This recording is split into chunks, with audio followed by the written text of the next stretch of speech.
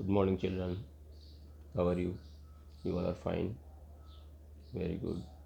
Now, today we will study about the process changing the face of the earth. This is the lesson number 14 in geography. इसमें पढ़ेंगे हम process किस तरह से change हो रहा है फेस जो अर्थ का है उसके बारे में. Various processes go on changing the surface of the earth day in and day out. Some of these processes like volcanic activities and earthquakes work beneath the earth's crust, while there are some other processes like weathering, erosion, mass movement, etc., which are responsible for bringing about the changes on the surface of the earth. Humans also play an important part in bringing about certain changes on the surface of the earth. In this chapter, we shall deal with the external processes only, which play a vital role in modifying the surface of the earth and help in the formation of soil. अलग अलग process हमारे यहाँ पे हैं. कुछ जो process जो change होते हैं वॉल्केनिक एक्टिविटीज़ के, उसमें अर्थक्वेक है जो कि ज़मीन के नीचे जो एक्टिविटी होती है. इसी के साथ साथ कई प्रोसेस हैं जिसमें कि वेदरिंग है. वेदरिंग का मतलब ब्रेकिंग ऑफ रॉक्स, चट्टाने, पत्थर, टुकड़े वगैरह जब बारिश में या कहीं से वो गिर के आते हैं, टूट जाते हैं. इरोजन, बहाना किसी चीज़ के द्वारा. एंड मास मूवमेंट, कोई पहाड़ वगैरह खिसक जाना, टूट जाना, ये सब अलग अलग चेंजेज इससे पॉसिबल हैं. तो ये हम इसके बारे में पढ़ेंगे. एक्सटर्नल प्रोसेस, नेचुरल प्रोसेस जो कि यहाँ पे धीरे धीरे जो चेंजेस होते हैं on the surface of the earth are called external process. Surface of the earth के हिसाब से जो भी चेंजेज या उसके ऊपर होते हैं वो बाहरी जो प्रोसेस होते हैं वो कहलाएंगे. जैसे वेदरिंग है, पत्थरों का टूटना, इरोजन, बहा के ले जाना, एंड मास मूवमेंट, और किसी पत्थर का स्लाइड का फिसलना, गिरना, टूटना, ये सब ये एक्सटर्नल प्रोसेस है. उसके बाद वेदरिंग. वेदरिंग क्या होती है? जैसे कि मैंने आपको बताया, process by which the rocks exposed on the surface get broken into smaller pieces in situ और at the same place is known as weathering. कहने का मतलब जो पत्थर, चट्टाने वगैरह टूट के बिखरती है, गिरती है पहाड़ से और आपस में टुकड़े टुकड़े होते चले जाते हैं, बारीक रेत तक पहुंच जाते हैं, ये सब आपका कहलाएगा वेदरिंग. इसका factors influencing the weathering process. कौन कौन से फैक्टर्स इन्फ्लुएंस करते हैं वेदरिंग प्रोसेस को? जो फैक्टर्स प्रोसेस है इसके हिसाब से जो हम कह सकते हैं, इसमें यहाँ पे कई फैक्टर्स हैं जो प्रभाव डालते हैं. ब्रेकिंग ऑफ रॉक्स है इनटू पीसेज में, अलग अलग टुकड़ों में टूटना, वो आपका कहलाएगा breaking of the rocks pieces. First जो चेंज है ये टेम्परेचर है, प्रेशर है, कंटिन्यूस हीटिंग या कूलिंग ऑफ रॉक्स है, ये सब एक प्रकार से ब्रेक अपार्ट है. सेकंड जो एक्शन है पानी का, वाटर कलेक्ट करता है क्रैक्स जो पोरस या रॉक्स के हिसाब से. यही टेम्परेचर वगैरह या फ्रीज होता है, कई जगह बर्फ़ वगैरह जम जाती है, पत्थर वगैरह भी जम जाते हैं उसके साथ साथ, तो ये एक प्रकार से क्रैक्स वहाँ पे तैयार हो जाते हैं. यही अलग अलग तरह की जो कंडीशंस हैं, जो बिखराव है पत्थरों का, टुकड़ों का, हवाओं के माध्यम से भी पॉसिबल है. The air loaded with sand also works like sandpaper striking against the rock, especially when it takes the shape of a storm. It rubs the side and as consequences the rock gets broken into small pieces. बड़े बड़े चट्टाने वगैरह छोटे छोटे टुकड़ों में टूटती चली जाती हैं, बिखरती चली जाती हैं.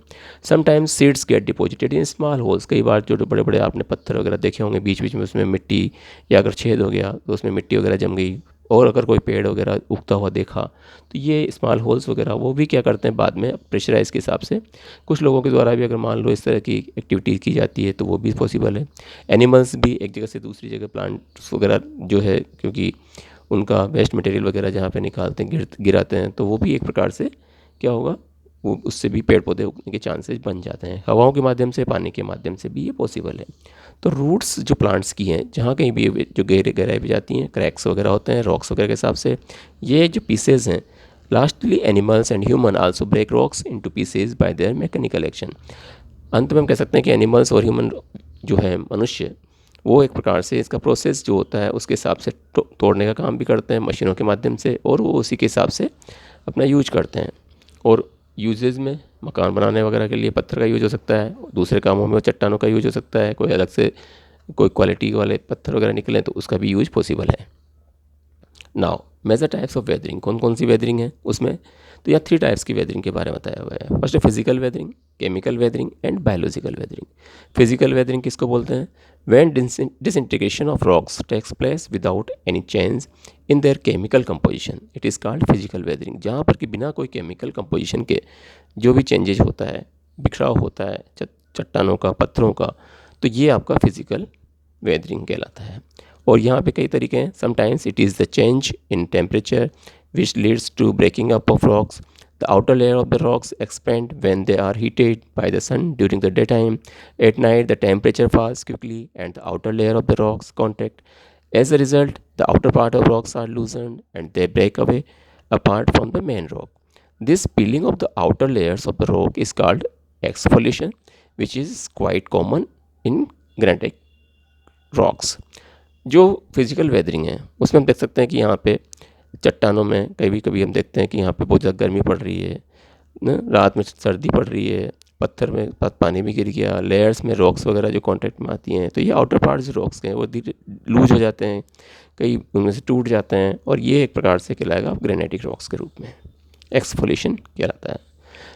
कुछ टाइम के लिए जो कोरलैंड्स हैं, वाटर वगैरह cracks of rocks फ्रीजेज and expand, कई जगह पानी फ्रीज हो जाता है, जम जाता है और उसकी वजह से फैल जाता है। कॉन्ट्रैक्शन जो लेग्स का है, ये प्रकार से यहाँ पर देख सकते हैं प्लेस में आइस मेल्ट, जब कभी भी हवा ये बर्फ़ वगैरह पिघलता है, इसमें हमें चेंजेस देखने को मिलेगी। As described above, this alternative expansion and contraction leads to the development of cracks in the rocks. इस तरह से चट्टानों में जो डेवलपमेंट होते हैं या एक प्रकार से जो उनके माध्यम के जब उससे जो क्रैक्स आते हैं वहाँ पे, तो वो चट्टानों में ये पॉसिबल है। If water enters this cracks, अगर मान लो कोई पानी इन क्रैक्स के अंदर चला जाता है, इट में फ्रीज इनटू आइस, तो ये क्या होगा, बर्फ़ में जमा हो जाएगा, और बर्फ़ के जमने के साथ साथ ये क्या होगा, ग्रेट फोर्स के हिसाब से जब फोर्स भी लगेगा इसमें, और उसके आधार पे क्या उसमें देखा जा सकता है कि जिससे परिणाम देखा गया है कि ये जो क्रैक्स हैं ये और चौड़े होते चले जाएंगे, और अल्टीमेटली ये यहाँ पे क्या होगा, rocks break into pieces, rocks वगैरह जो पीसेज में चेंज हो जाएगी, टूट जाएगी, ब्रेक हो जाएगी, तो इसको कहलाते हैं, ये कहलाता है आपका frost action. Then chemical weathering. Chemical weathering किसको कहा जाता है, जब कभी भी केमिकल रिएक्शन होता है वाटर का, सर्टेन पोर्शंस जो रॉक्स के हैं डिजोल्व होते हैं, प्रोड्यूस करते हैं किसमें, जो इंटरेस्टिंग फीचर्स जैसे केविटीज़ हैं, सिंक होल्स हैं, केवर्न्स हैं, ये एक प्रकार से इसको केमिकल वेदरिंग कहा जा सकता है। कुछ जो सोल्यूबल मिनरल्स हैं जैसे रॉक साल्ट है, लाइम स्टोन है, सैंड स्टोन है, ये डिज़ोल्व होते हैं पानी में और ये रिमूव हो जाते हैं उनके बाद में ओरिजिनल प्लेस पे।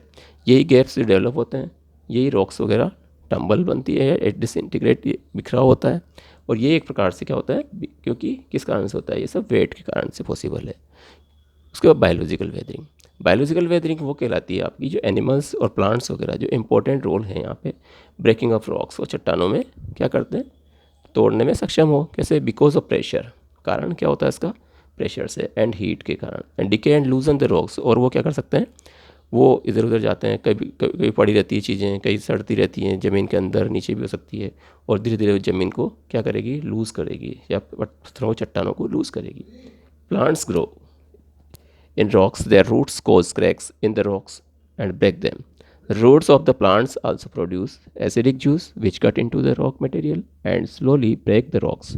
Sometimes burrowing animals like rabbits and rats and even human beings also contribute to this process. तो ये रूट्स जो प्लांट्स की हैं वही प्रोड्यूस करती हैं एसिडिक जूस में, और वही एक प्रकार से रॉक मटेरियल्स वगैरह धीरे धीरे ब्रेक होते हैं या रॉक्स के हिसाब से, चट्टानों के हिसाब से टूटते चले जाते हैं।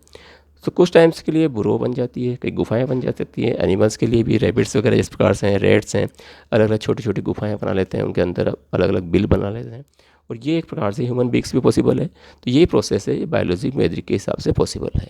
ठीक है, नाउ इरोजन, इसके बारे में हम बात करेंगे।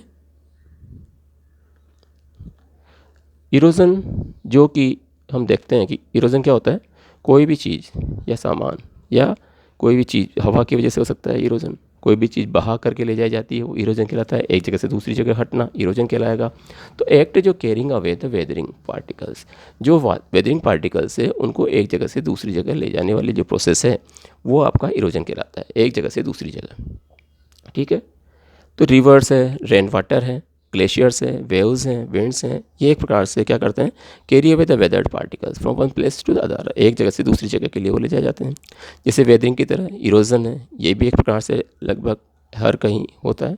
और इसके साथ साथ हम देख सकते हैं sometimes the process of erosion is slow, जो प्रोसेस जो इरोजन का है कई जगह बहुत धीरा भी होता है, धीरे धीरे भी होता है, जबकि दूसरी जगह ऐसा भी हो सकता है कि ये इसमें और अधिक प्रचलित हो या अधिकतर होता ही रहता हो।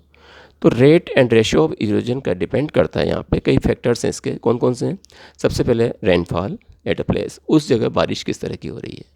देन उसके बाद में टेम्परेचर, वहाँ का टेम्परेचर कैसा है, वातावरण तापमान कैसा है।